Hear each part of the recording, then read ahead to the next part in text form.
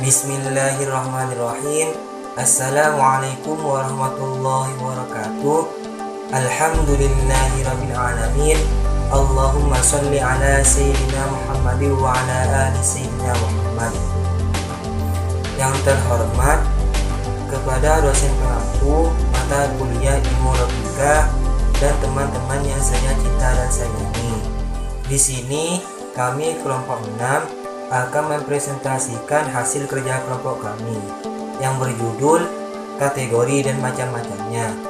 Sebelumnya, perkenalkan, nama saya Sugianto Ramadan sebagai moderator sekaligus pemateri pertama, dan saudari Nike Tatila Fitri sebagai pemateri kedua.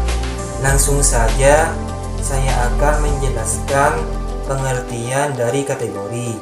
Kategori adalah kelas objek atau fakta yang cenderung dikelompokkan bersama. Semua objek diklasifikasikan sebagai milik kategori yang sama memiliki beberapa kesamaan. Karakteristik utama dari kategori adalah bahwa mereka digunakan untuk mengkodifikasi pengalaman yang memberikan kontribusi untuk ekonomi mental. Yang kedua, macam-macam kategori. Yang pertama, model kategorisasi, yang kedua model klasik, yang ketiga model teladan, yang keempat model prototipe, dan yang kelima model campuran. Yang pertama, model kategorisasi. Proses kategorisasi terdiri dari mengobati beberapa entitas yang berbeda sebagai setara dengan batas tertentu. Kategori ini didirikan dari pembelajaran. Yang kedua, model klasik. Kategori jelas dipisahkan dari satu sama lain. Memiliki konsep sesuatu berarti mengetahui karakteristik Anda. Ide dasar di balik model ini adalah bahwa semua spesimen milik kategori tertentu. Baris properti yang menentukan keanggotaan mereka dalam kategori. Keanggotaan dalam setiap unit konsep adalah jenis semua atau tidak sama sekali. Kritikan terhadap model klasik. Imposibilidad untuk menentukan properti mendefinisikan.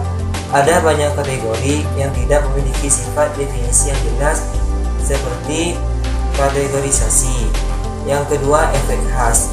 Banyak penelitian telah menunjukkan bahwa tidak semua salinan dari kategori sama-sama mewakili kategori. Yang ketiga, adanya kasus diragukan.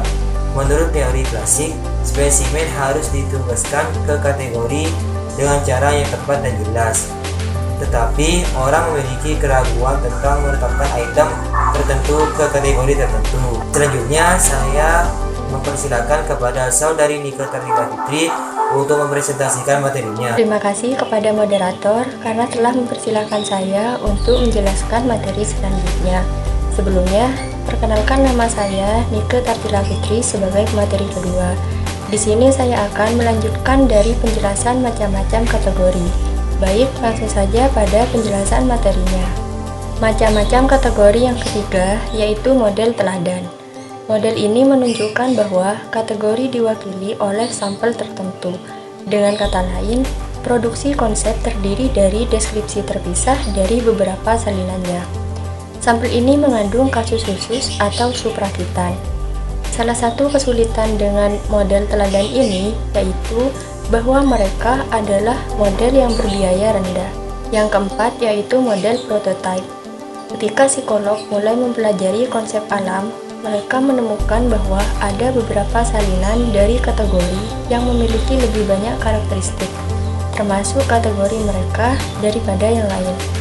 Sampel ini biasa disebut dengan prototipe.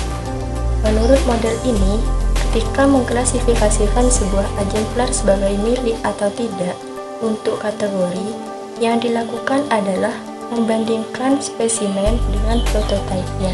Macam-macam kategori yang terakhir yaitu model campuran.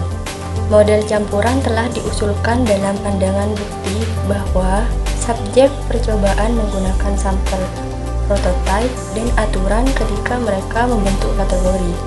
Dan juga telah dicatat bahwa orang-orang dapat mewakili kategori dalam berbagai cara. Demikian penjelasan yang dapat saya sampaikan, kurang lebihnya saya mohon maaf. Terima kasih. Sekian dari kelompok 6, kurang lebihnya mohon maaf. Assalamualaikum. Assalamualaikum warahmatullahi wabarakatuh.